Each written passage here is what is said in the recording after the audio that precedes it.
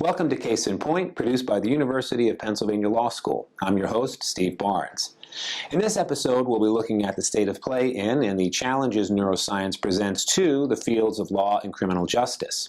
Whatever public perception may be based on TV crime and courtroom dramas, in this episode we'll be looking at how, in actual fact, the burgeoning field of neurolaw is evolving in our justice system.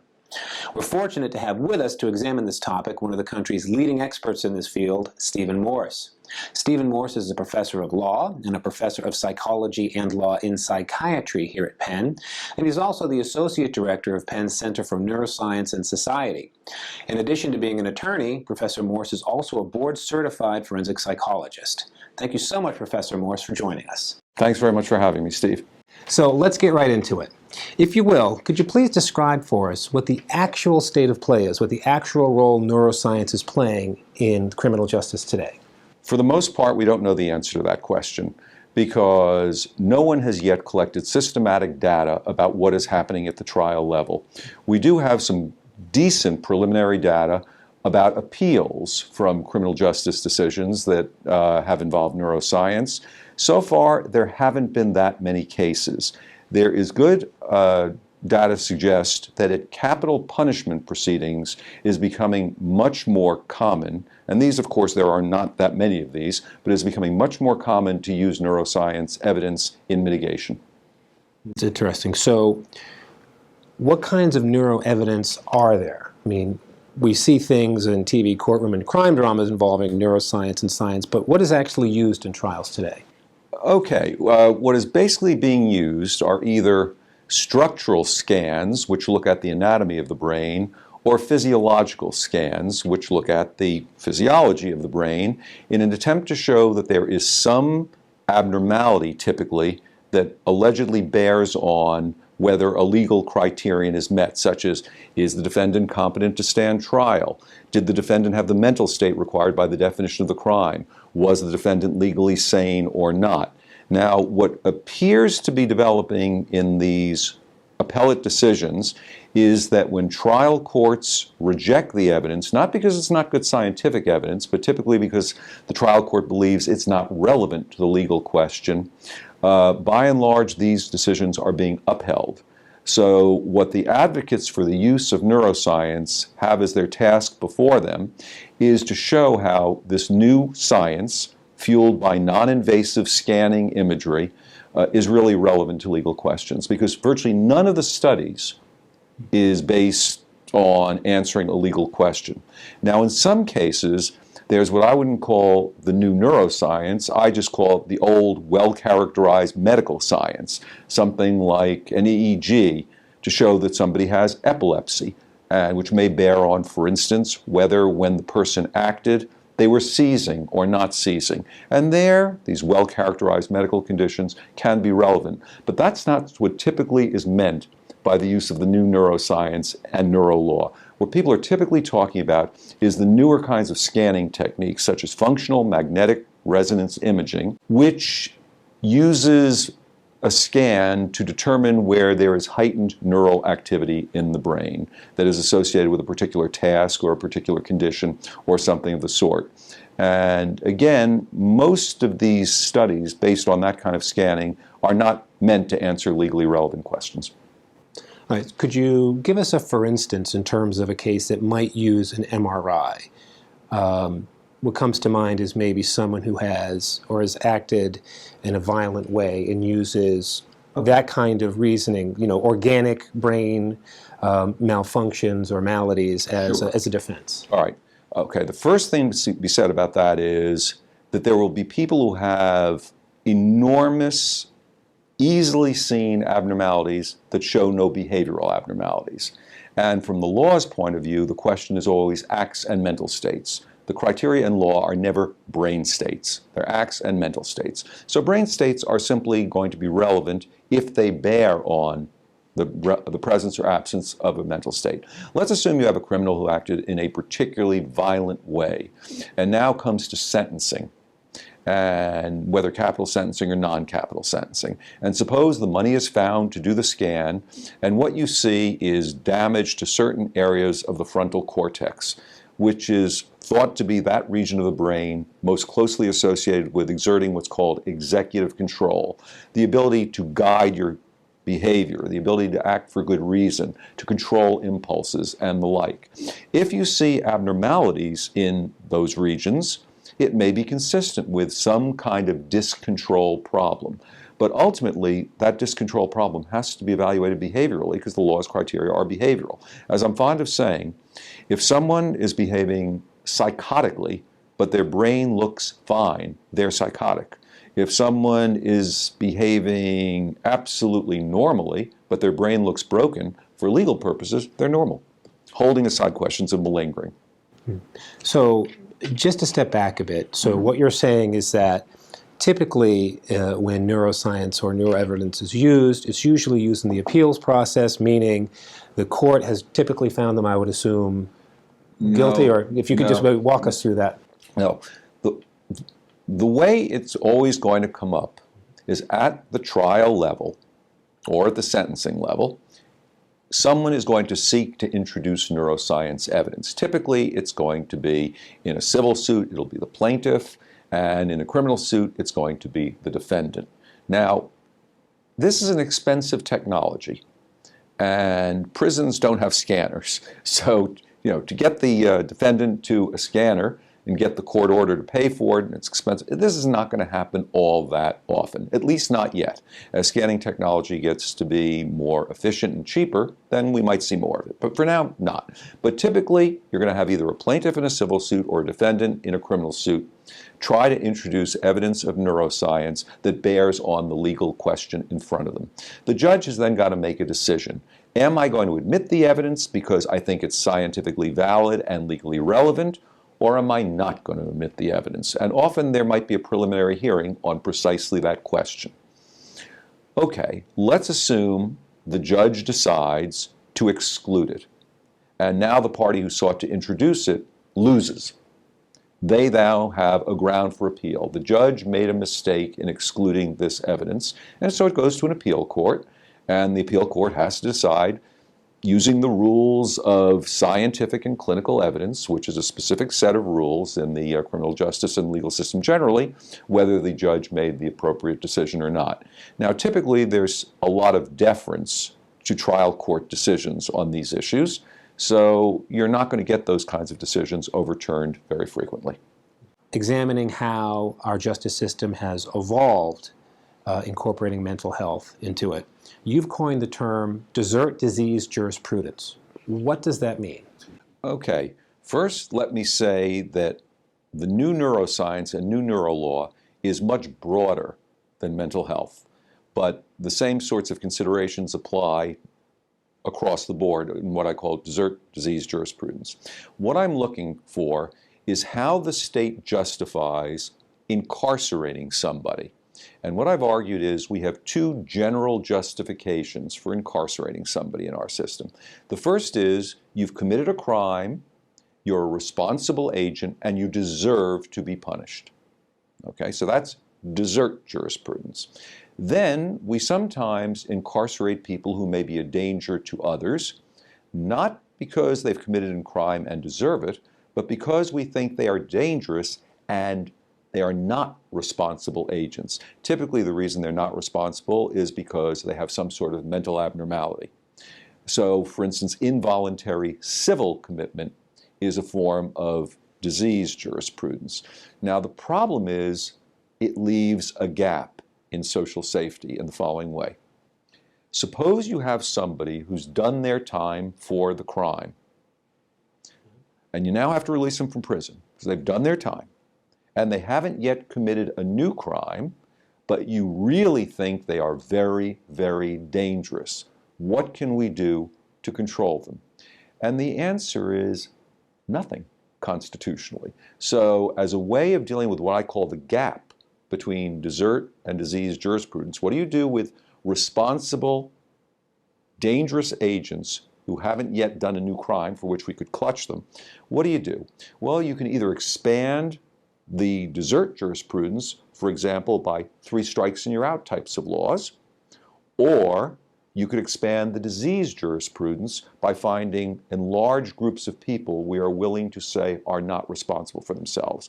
And the most sort of substantial form of that recently are so-called mentally abnormal, sexually violent predator commitments, which can be imposed on someone who's been convicted of a crime and done their time for a sex offense, but at the end of having done their time, they can now be civilly committed. And the Supreme Court in two cases in 1997 and 2002 approved such commitments and said, well, they're really not responsible for themselves, which strikes me as quite paradoxical. We've just punished the heck out of them because they were responsible, and now we're saying once they've done their time, you're not responsible, so we get to lock you up because you're not responsible. It strikes me as paradoxical.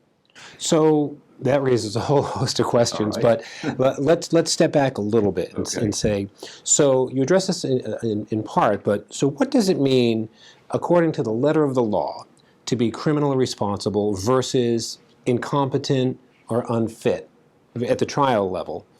And get into those criteria both for the law and in neuroscience, and if I may, as a follow-on, to be responsible for oneself after the fact, perhaps outside of the realm of sexual predation. Okay. All right. First of all, criminal responsibility is typically a retrospective evaluation. We're trying to figure out the person's mental state at the time of the crime. Various competencies or fitness are present mental state evaluations. What is the person's mental state now? Let's do criminal responsibility first. Prima facie criminal liability depends on the prosecution proving beyond a reasonable doubt what are the definitional, what are called elements of the crime. So let's just take a very simple example. What is murder? Murder includes an intentional act that is a killing conduct done with the purpose of causing death, and you actually do cause the death. Prosecution proves that beyond a reasonable doubt, you're prima facie guilty. However, what we have in the United States are what are called affirmative defenses, meaning even if the prosecution can prove the definitional elements of the crime, there may be some other reason why you should not be held responsible. So one example are a class of defenses called justifications. What this means is, under the circumstances, what you did was right, even though it was otherwise wrongful. So for example, if I intentionally kill you because you are about to wrongfully kill me, I'm acting in justifiable self-defense. It's typically wrong intentionally to kill people, but under the circumstances where I'm a victim of wrongful deadly threat, I'm justified in doing it. And if I am, I'm not guilty. Then there are a class of affirmative defenses called excuses, in which we say the person did the wrong thing, but they're not a morally responsible agent to begin with. So, for example, suppose I kill my victim in the delusional belief that the victim is a Bulgarian agent about to kill me. I kill them intentionally, there's no question about that, so I'm prima facie guilty. But if I'm believed, I really don't know right from wrong because I am mentally ill, so I would be excused. It was the wrong thing to do to kill my victim, but I would be excused. All right. When we come to competences like competence to stand trial or competence to be sentenced or competence to be executed, these are present state, functional, let me call them rationality criteria. So we ask, for a process to be fair and to be just, what must the person being evaluated be able to do? So to be competent to stand trial, you must be able to understand the nature of the proceedings, to understand the charges, and to be able rationally to assist counsel, for example. And that's very functional. Now, the knock-on question, if I recall correctly, because I've had to give you a lot of long-winded background to get to where we're going, is what does neuroscience have to contribute to the mental state or act questions for criminal responsibility, whether you have a mental disorder for purposes of the insanity defense, and how can it help with current competence evaluations? And also, are there any conflicts, or are they in pretty decent harmony in terms of the criteria in law and in neuroscience? Oh, they're completely different. Law is an enterprise about how human beings live together. Neuroscience is a purely mechanical science. You know, neurons don't have mental states. The connectome doesn't have a sense of past, present, and future. Neural networks don't have aspirations. They don't care about anything. These are properties of people. And the law is a very folk psychological enterprise, meaning it crucially depends on a view of the person as having mental states that are causally implicated in our behavior. It's not just mental causation, but mental state causation is crucial. That's what's always being evaluated, acts and mental states in law. Neuroscience is just a mechanical science. So what you always have in thinking about the relation between neuroscience and any legal criterion whatsoever is how do you do the translation from a purely mechanical science to a purely folk psychological enterprise of acting human beings. And by the way, when I say folk psychological, that is not meant to be a pejorative term. It's a technical term in philosophy of mind and action and psychology that refers to explaining human behavior in part by mental states such as desires, beliefs, intentions, willings, plans. You know, there's dispute about what the mental furniture is, but the mental furniture is crucial. Now, it's interesting to compare neuroscience to psychology and psychiatry, because psychology and psychiatry sometimes treat us as a hunk of meat. You know, when you go to your pill doc, he or she is treating you like a hunk of meat, just trying to alter your neurophysiology. But often, they're treating you as a human being with a life story. So even the most chemically oriented, organically oriented psychiatrist or psychologist is going to ask you when you come in the office, not just have you been taking your meds and you're having any side effects, they're going to ask, how's it going in life? How are things at work? How are things at home? How are things whatever brought you here in the first place? And so it's folk psychological. It's telling stories the way the law is. So the translation is a lot easier. Neuroscience is pure mechanism. So it's a really hard translation problem, and that's where you have the problem with legal relevance. And the way I'm fond of putting it is this. You need to be able to show the chain of inference from a neuroscientific finding to the legal criterion that isn't just made up stuff. Now, for example. So for example, suppose you have, let's use a sentencing proceeding. Suppose you have somebody who has an enormously broken looking brain, and there are cases on record just like this. But there's absolutely no evidence of any behavioral dysfunction whatsoever, except maybe they committed a crime, and all crime is not a behavioral dysfunction. It's maybe a moral dysfunction, but it's not always a behavioral dysfunction. So you've got someone who's got a really broken looking brain, but no behavioral problem. To use the broken brain evidence in that case is an example of what I call rhetorical relevance, not real relevance. The argument being, gee, look, he's got a hole in his head, he must be less responsible. But it just simply doesn't follow. Because unless that hole in his head produced something that is actually a mitigating or excusing condition in law, it's not really relevant. I recently reviewed with an eminent neuroscience for a chapter in a book all the legal doctrines in criminal law that have to do with guilt and sentencing. And what we did is we went through the available today neuroscience evidence to see what neuroscience could help us with in terms of all the criteria questions that the law raises, ranging from did the person act as opposed to was it a neuromuscular spasm? Did they have the intent required by the definition of the crime? Were they mentally ill? Do they have a behavioral problem such that it ought to be taken into account at sentencing?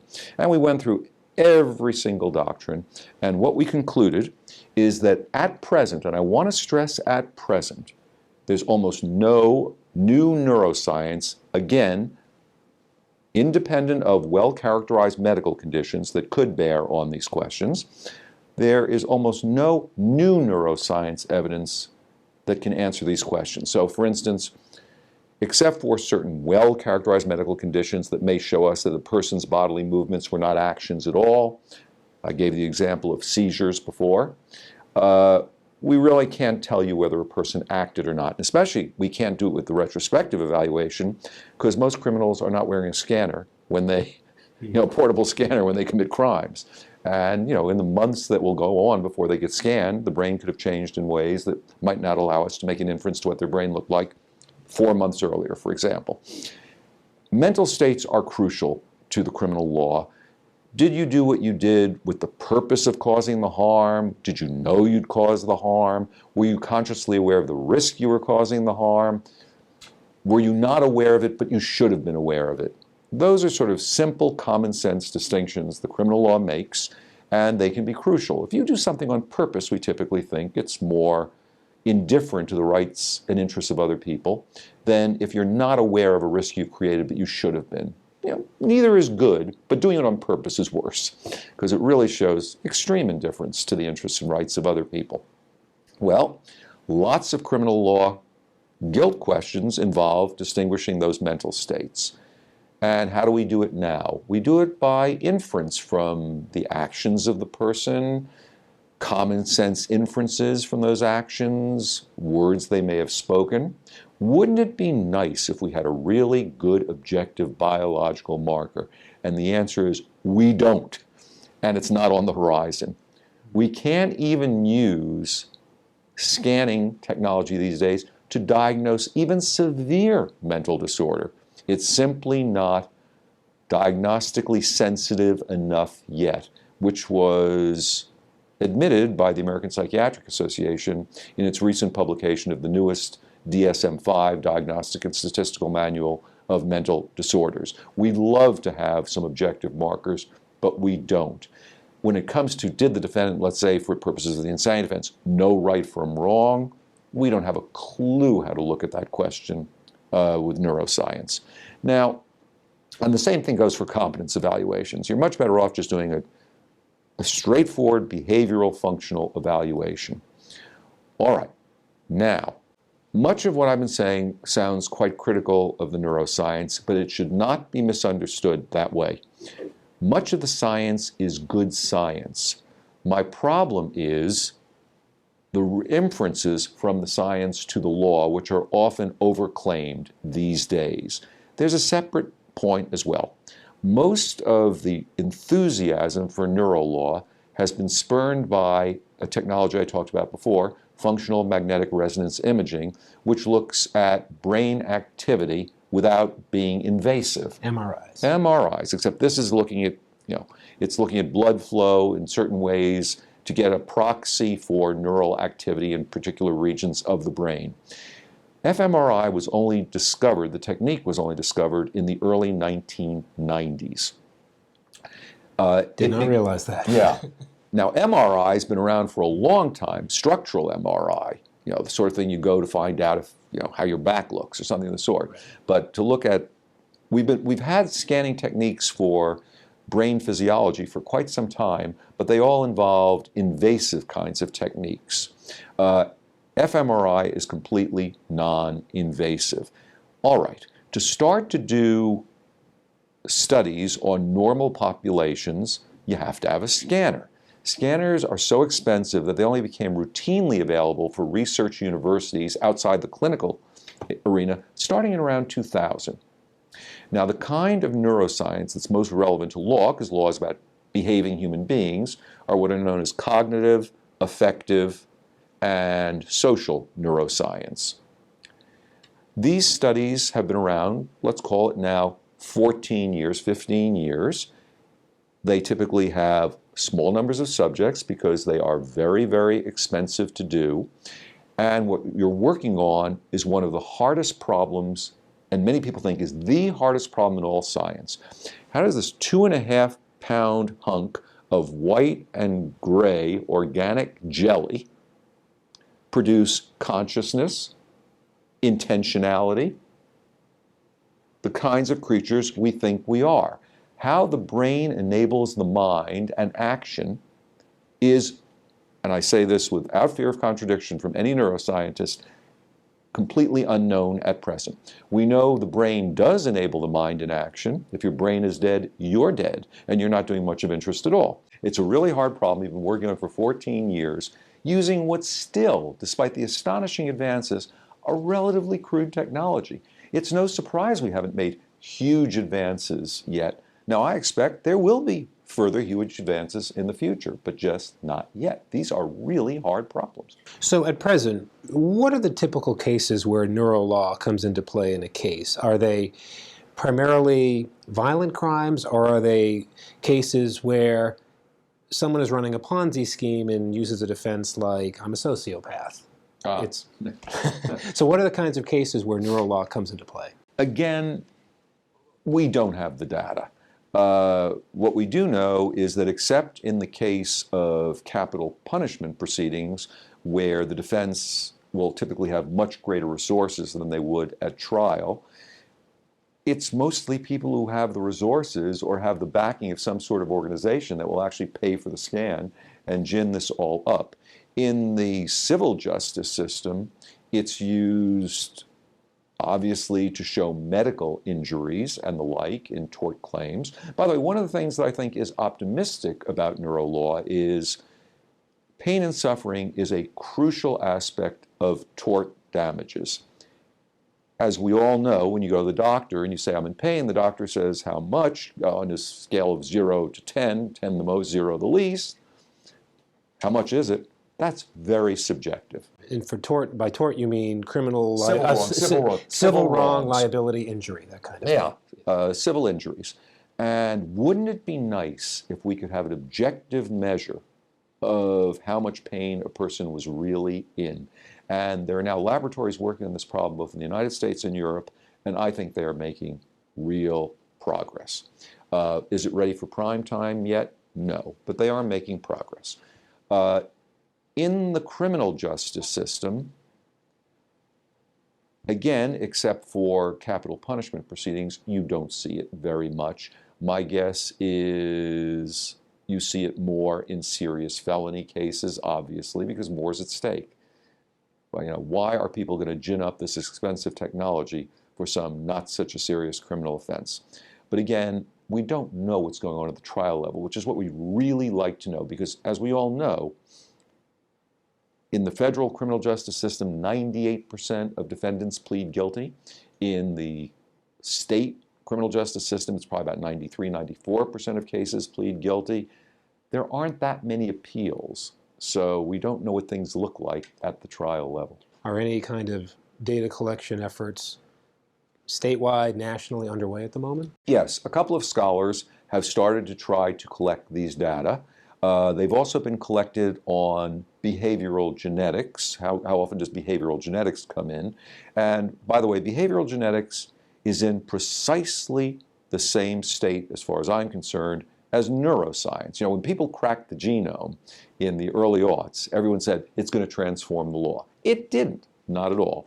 But people try to use behavioral genetics evidence in just the same way, show that there's some kind of gene by environment abnormal interaction, and people expect there to be legal ramifications. But once again, it's only if it helps us answer the law's act and mental state questions. So the answer is not yet. But that technology, of course, is getting a lot cheaper. So you might see more of it because it is so much cheaper.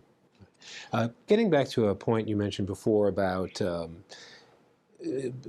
people who have been convicted of a crime and then go out in society, shifting gears a little bit, and you in society wanting to prevent against further dangerous crimes being committed. Not quite a related topic, but in a similar vein, last November, the Connecticut Office of the Child Advocate released a report basically saying that Adam Lanza, the shooter, his mother, educators, missed opportunities and warning signs, the report said, leading up to the massive Sandy Hook Elementary School shooting. My question is, how and to what extent can neuroscience or other kinds of science predict, control, possibly prevent such grave crimes such as mass shootings, mass killings? Okay. The way to start to answer that question is to understand that mass shootings are, despite the horror of them, they are extremely infrequent events. Extremely infrequent. And what we know statistically is, unless you have the most extraordinarily sensitive tool for making the prediction, we're not going to be able very accurately to predict extremely infrequent events. If we were to set the sensitivity so high that we picked up most of the people who really would do it, we'd pick up vastly more people who wouldn't do it that fit the same sensitivity filter. So this is a major problem in prediction technology, whether the prediction technology is behavioral, as it primarily is today, or it moves to some other predictive kind of scheme. All right, let's just talk about how accurate we are with behavioral evaluations. It turns out clinicians are not very good at this at all if they do it on a clinical basis based on their own experience and judgment. If you use a more statistical or actuarial tool based on data that has been gathered, you're going to get more accurate. But even for very high-risk people, if it's low base rate behavior, it's going to be almost impossible to predict accurately without also having lots of what we call false positives. People we say, yes, they pass the threshold, but then it turns out, no, they wouldn't do it. And that's going to be the majority. And just think about the profile of somebody like Adam Lanza. Now, I don't know enough about him, so I'm just going to be a little bit hypothetical here. He's a young male. He's got some problems with mental disorder, let's assume. He acts a bit oddly, and he likes guns. Now, how many people do you think fit that profile? I don't have the data on that. I don't have the data either, but let's put it this way. It's going to be a large number. And it's not going to be a trivial number. And how many Lanzas are there? All right. So was it a tragedy that Adam Lanza's problems were missed? Yes. If they had been addressed, would it necessarily not have happened? No, it might have happened anyhow, because the treatments he was offered, and may even have accepted, might not have worked. And we don't know to what extent his behavior was driven by his abnormalities or some parts of his character that were in interaction with his abnormalities. Okay, can neuroscience help? In 2013 and 2014, two studies appeared that I call proof of concept studies, meaning that they used a neural marker to see if you could enhance the accuracy of a prediction of future antisocial conduct beyond what we have now with behavioral evaluation techniques. They both found positive results. Now, there were what we call in the trade artifacts in these studies, problems with the methodology that lead you to be cautious about the inferences. Nonetheless, I think it is perfectly plausible that someday we might get, and these are not ready for prime time use yet, but as the technology gets better and better, it may be that scans will give us a biomarker that will help increase the accuracy. Now, then the question is, you're always going to do a cost-benefit analysis. How expensive is it to collect that data? How much does it increase our accuracy? So you obviously would not spend a lot of money to increase the accuracy of a prediction of a simple assault. But you might to predict whether someone is going to be a mass murderer. Now, this use of biomarkers really scares people because they're afraid of biologizing violent crime, because that has had a really nasty history in our country. And I'm with them on that. I mean, what do you mean by biologizing? In other words, thinking that violent crime is somehow a biological problem as opposed to a problem of society and opportunity and the like. Because remember, anytime you can focus on the brain as the cause, then it allows you to distract yourself from what might be the social causes. So here's an example, and then I'll come back to the prediction question. In thinking about whether juveniles should be punished less harshly than adults, something the Supreme Court has addressed 3 times in the last 9 years. A lot of advocates wanted to focus on the fact that the juvenile brain is not yet fully mature, which it is not. And does it surprise us that the juvenile brain on average is different from the adult brain? It doesn't surprise me at all. And anybody who is surprised, I think, is being pretty foolish. Indeed, if we hadn't found brain differences, I would conclude that the brain science isn't sophisticated enough yet, and we will find them. Okay, but we know that we already knew there were behavioral differences, and finding the brain differences is consistent. Why is it that across, let's just use the Western world, and within different classes of our society, et cetera, we have such vastly different juvenile misbehavior rates, when the brains, presumably, are all pretty much the same?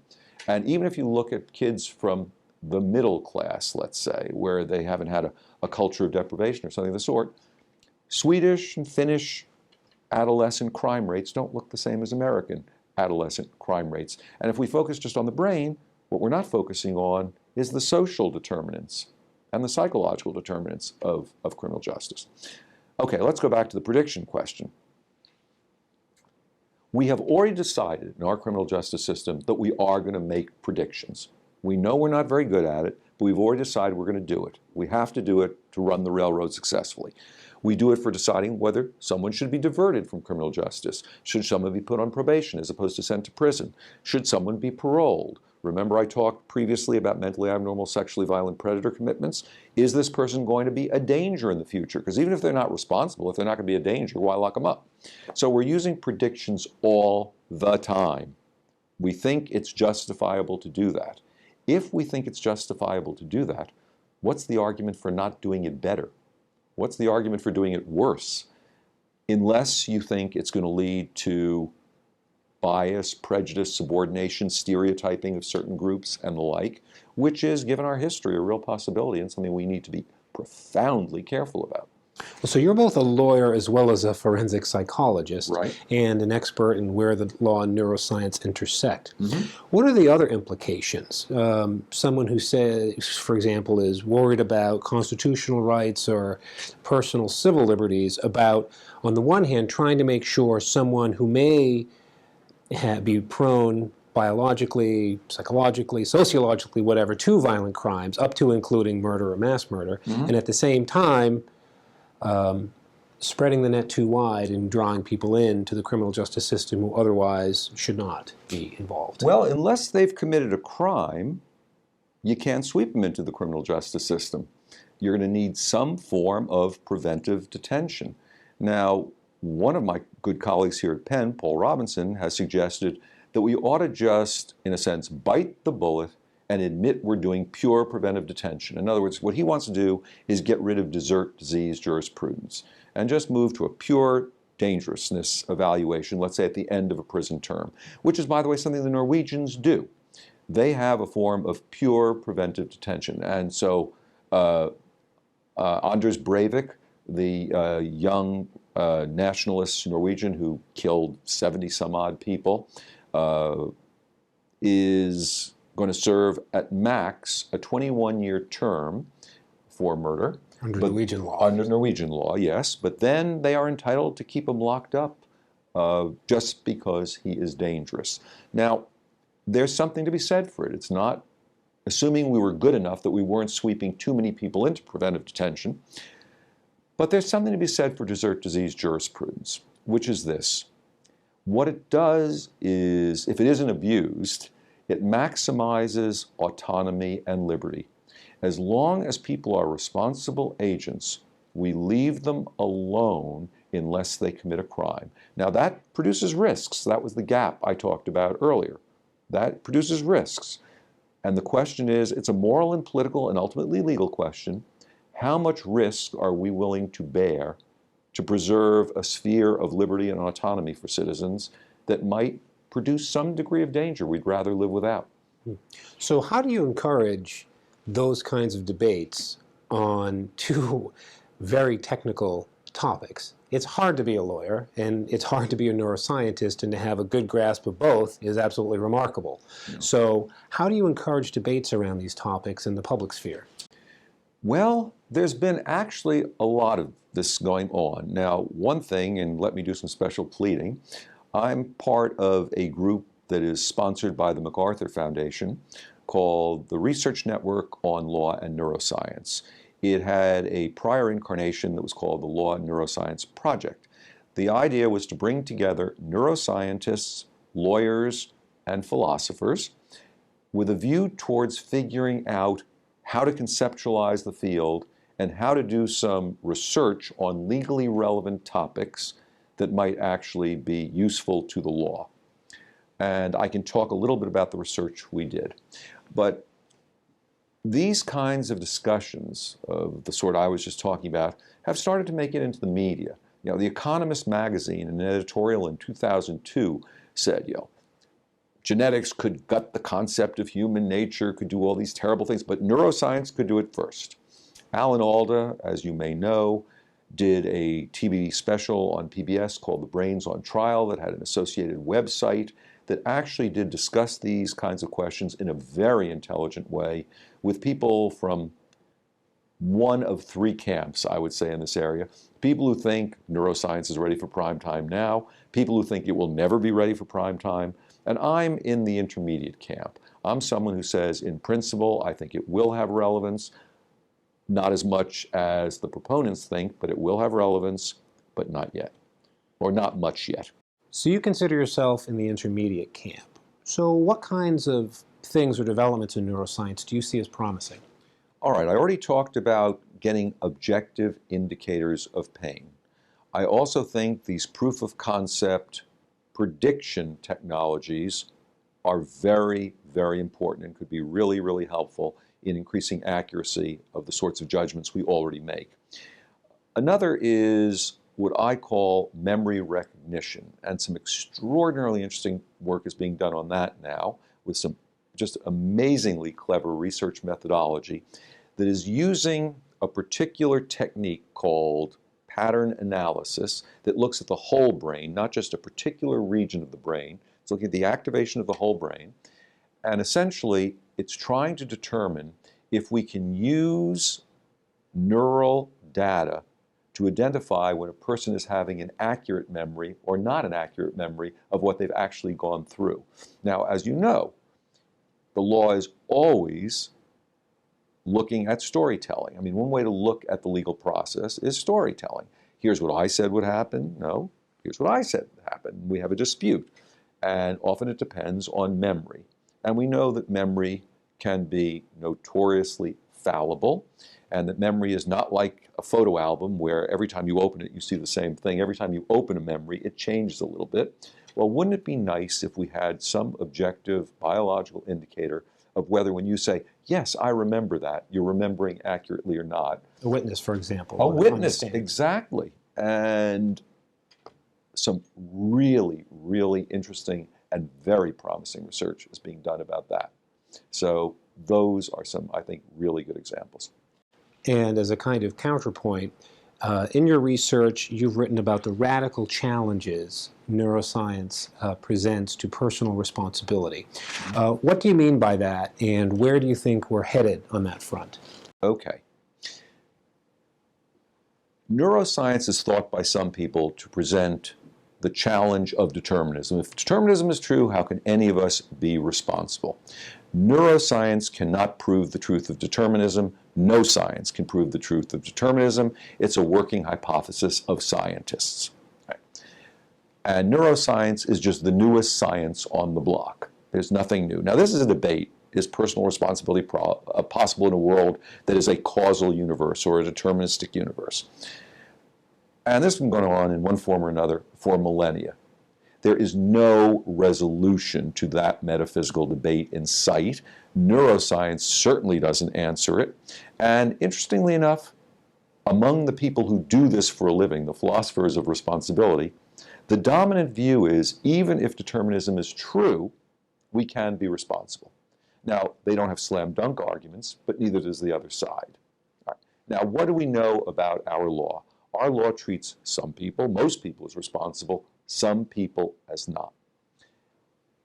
Law depends on what I called previously the folk psychological concept of the person, The view, that is, that we can explain ourselves to each other and to ourselves using mental state concepts. So I would ask, why is Steve Barnes in this room today? I'm not. Well, I'm about to answer it for you, and you can correct me if I'm wrong. You're not going to tell me a story, even if you were the world's greatest neuroscience, you wouldn't tell me a story about your brain and nervous system. You'd say something roughly along the following lines. My job at Penn is to produce certain kinds of product that will help promote the goals of the law school. I believe that by doing this case in point interview with Stephen Morse, I will produce that kind of product. I formed the intention, therefore, to do this interview, and here I am. You'll tell me a story about your desires and your beliefs and your intentions, right? That's the folk psychological model. Now, again, mental states aren't going to explain everything. There are going to be biological variables that help explain why you're here. I can assure you there are other psychological kinds of variables and sociological variables. But in explaining human action, you don't want to leave out mental states, okay? We all think mental states do work. Now, we can be fooled about our own mental states or in denial about our own mental states, but we think they do work. And law depends on it. Think what law is. It's a series of rules that are addressed to human beings to help them guide their conduct. We use them as premises in deciding what we have reason to do. We're all acting in the shadow of the law all the time. Now, what kind of creature can use rules to guide their conduct? Only creatures with mental states of the sort we have. We share with lots of other animals various kinds of mental phenomena like consciousness, but to the best of our knowledge, we are the only creatures that act for genuine reasons. And law gives us reasons. I mean, how could the law even be coherent if it didn't give us reasons to guide our behavior? It would be an incoherent enterprise. Well, there are a group of neuroscientists out there who are the radical challengers. They say we are not the kinds of creatures we think we are. To use a very interesting phrase coined by one of them in a very influential article, two of them in a very influential article from 2006, we are simply victims of neuronal circumstances. In other words, we have mental states, but they're not doing any work. Meaning we have no free will, or no. It means we're just not the kinds of creatures we think we are. Okay. You think you're asking me questions for a reason. You're not. You have these mental states, but it's just our brains are interacting. We're just victims of neurons. We're not acting human beings who act for reasons and can be guided by reasons. When I talked about the determinism debate before, that camp of people who thinks we can be responsible even if determinism is true, accepts that we are the kinds of creatures we think we are. We're the kind of creatures who can act for reasons, be guided by reasons. And so it's consistent with the law we have. If the radical challenges are right, that our reasons, our mental states, do no explanatory work, think of them as sort of cranial appendixes. Evolutionary natural selection has caused us to have them, but they don't do anything. Just like we have an appendix, it doesn't do anything. Or at least now there's some evidence that it does. But let's assume what we all learned in high school biology. The appendix doesn't do anything. That's the way to think about mental states. And if that is the truth, it's not just criminal responsibility that becomes incoherent. It's law that becomes incoherent. But what I say to the radical challengers is this. Okay, let's assume you're right. What do I do now? Do I wait for my brain to tell me what to do? Am I going to stop deliberating? Now, I have a theory about the radical challengers when it comes to criminal law. They hate the justification of punishment called retribution. They think it's pre-scientific and they think it's barbaric. Retribution being simply, again, for your non-law listeners, the theory that one justification for punishing people is that they have committed a crime and they deserve to be punished. It is a good in itself to give people what they deserve. Right? These people believe that's barbaric. They don't believe in that kind of ethics, that anything is sort of good in itself. And they think if you're a retributivist, because they often confuse it with revenge, but not always, it's a theory of justice, retributivism, saying it's good to give people what they deserve. They think if we got rid of retributivism, the criminal justice system would be kinder and gentler.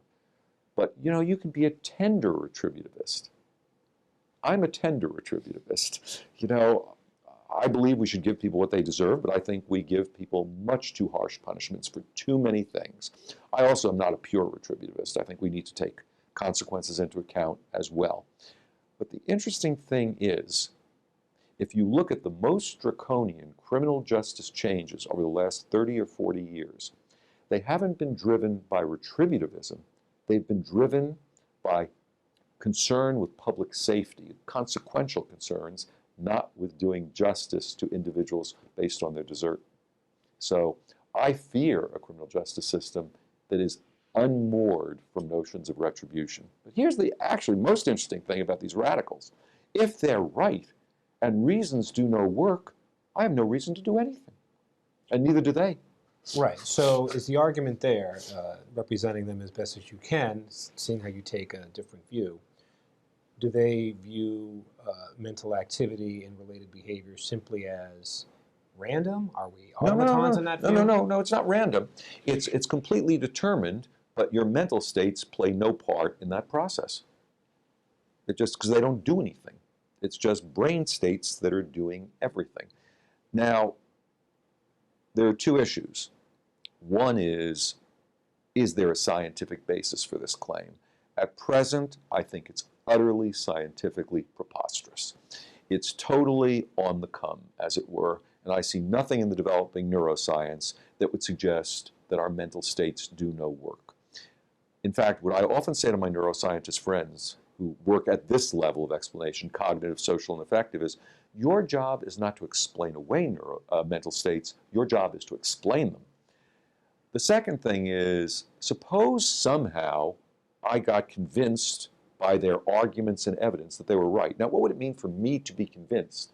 That suggests that there's an acting person here, not just brain states. Brains don't get convinced, people get convinced. But let's assume somehow my brain somehow got convinced, and then it convinced me that I was convinced. Okay. Think how dualistic that sounds, by the way. And neuroscientists often talk incredibly dualistically, even though they abjure dualism, you know, the notion that we have minds separate from our bodies that are somehow in causal connection. I said to him, okay, suppose you're right. What you're arguing for is morally, politically, and legally inert. If reasons don't matter, once again, we have no reason to do anything. Well, I think that's a great way to end it. Professor Morse, thank you so much for joining us here. Steve, thank you so much. Oh, it's our pleasure. And please join us for our next episode of Case in Point.